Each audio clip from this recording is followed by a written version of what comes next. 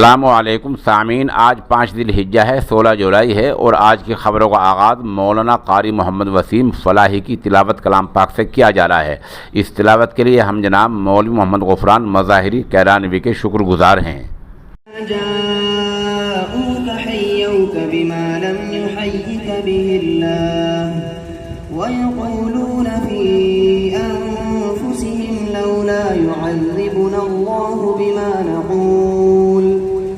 हस्बुहुम जहन्नम यस्लौनहा फबिअसल मसीर।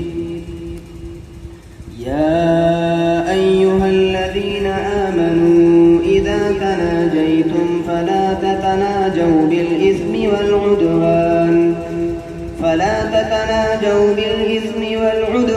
वमअसियतिर रसूल वतनाजौ बिलबिर्रि वत्तक़वा वत्तक़ुल्लाह अल्लज़ी इलैहि तुहशरून।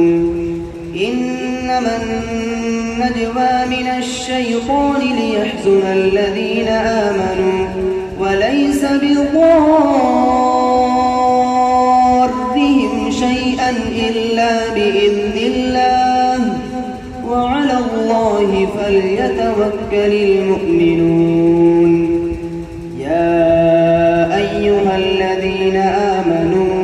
إذا قيل لكم تفسحوا في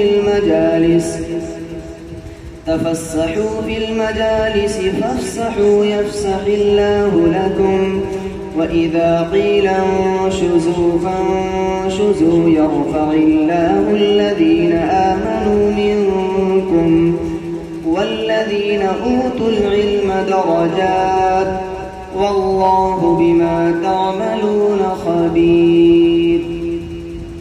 صدق الله।